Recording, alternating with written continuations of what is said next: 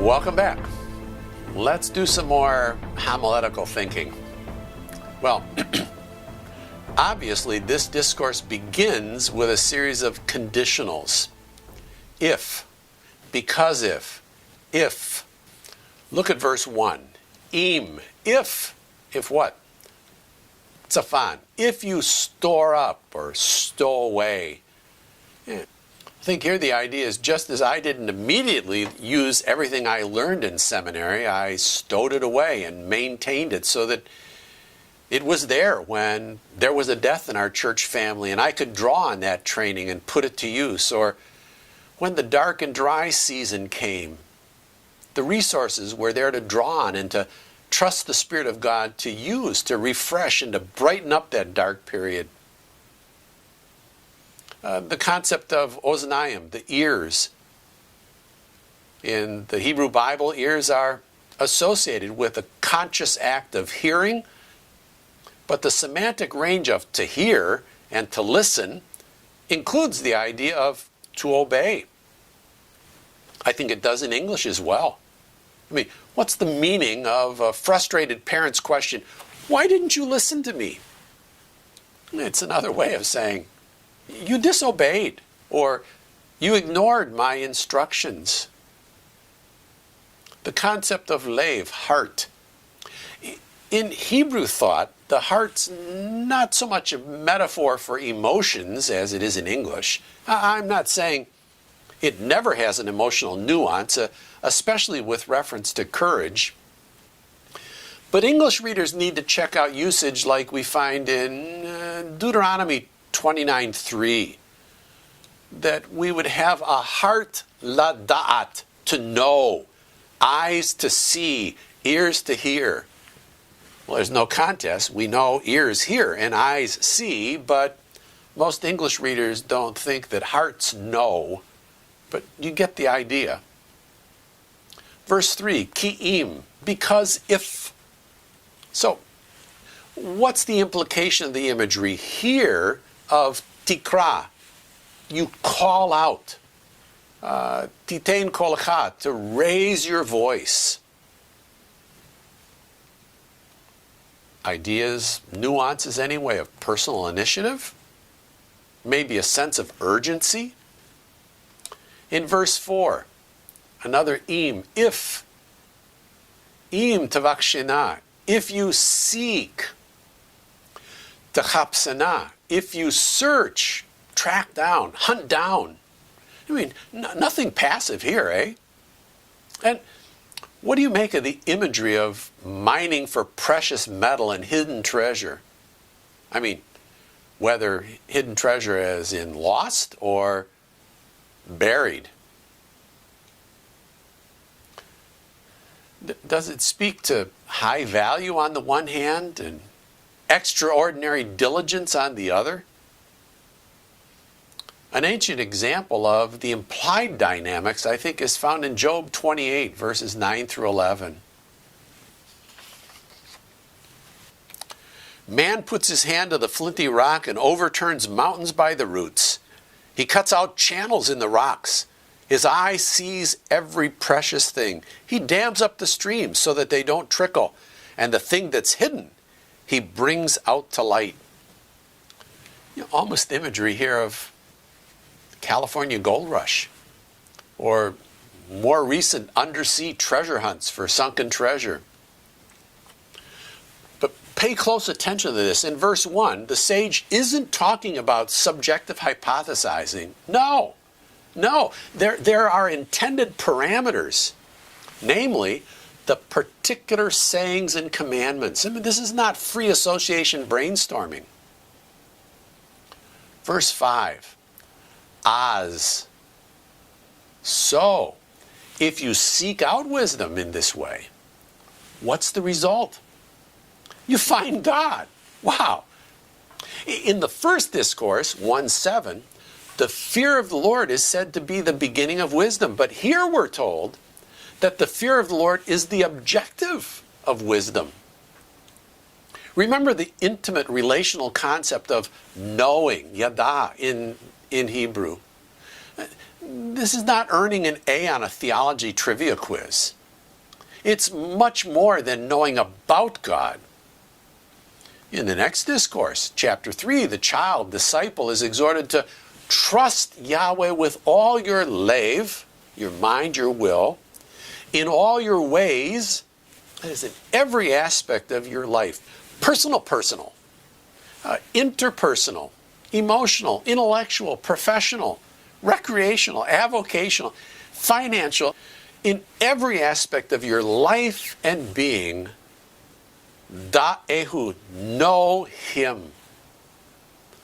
Commonly, English translations, I think unfortunately, offer acknowledge.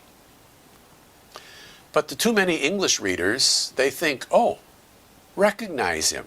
I acknowledge him. Somebody waved at me. I can not have eye contact. I can acknowledge him. Or I see somebody and I recognize them, but I can't put a name to that face. But I know I've seen him somewhere before. No, this is not about a friendly wave. It's about cultivating an intimate relationship with the God who is there in every aspect of my life. Verse 6, Ki Adonai yitain.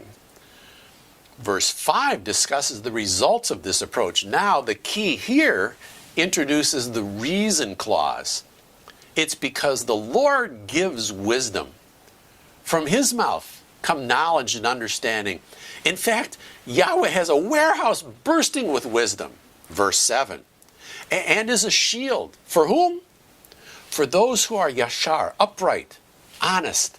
Those who walk in tom, moral goodness, blamelessness. Verse 9, another Oz. More discussion of outcomes. Tabin. You will understand, intellectually, morally, what is tzedek, righteous, and mishpat, just, and mesharim, fair, and what's a good path. The reason?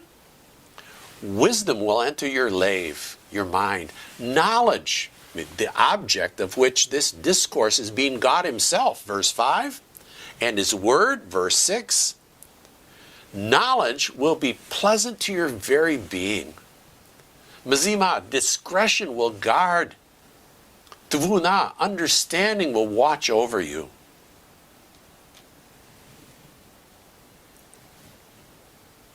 So, what's the purpose? Verse 12. Lahatzilka, to deliver you from the, watch the parallelism now, the way of evil. Parallel, the man who speaks perverseness, or those who abandon upright paths to walk roads of darkness. You see the comparison, the parallelism here. Verse 16, Lahatzilka, to deliver you from Zara, from the strange, and Nokriya, foreign. What's that about? Zara and Nokriya are used in parallel. And whatever this is about is defined in the next verse as one who forsakes the companion of her youth, forgets the covenant with God. And I think you need to check out very similar usage in Malachi 2, verses 14 and 15. So, do the descriptions in verse 17 make it more likely or less likely that foreign citizenship or ethnicity is at issue? I think much less likely.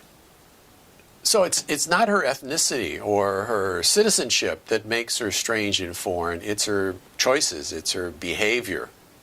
And what are the significance of the two categories?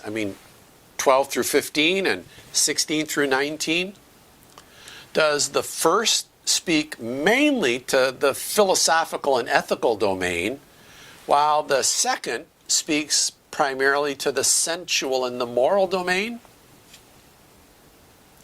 Verse 20, Lima'an, for the sake of, so that. Here's the grand finale. What's the bottom line? So that you will walk in the way of tovim, good people, and keep to the paths of tzaddikim, righteous ones. Verses 21, 22 reflect the covenant blessings and cursings that we learned of back in Deuteronomy 27 and 28. So, that's what the text says. What does the text mean? The illocutionary act. Well, I like Herman's insight once again. What does this mean? What's the big idea? What's the text say about God? What's the text say about humanity? What's the text say about God's mission? Does it say anything about the Messiah? I raise these general questions when I'm wrestling with what does the text mean, but I want to urge you to resist the temptation, strong as it might be, to find Jesus in every verse in every chapter, and if not, then the temptation to put him there anyway. So, how does antecedent revelation inform the author and the text? So now I want to develop an exegetical outline from my clause map and then go to the bridge pier that's on my side of the gap. We'll get back to that next time. See you in a bit.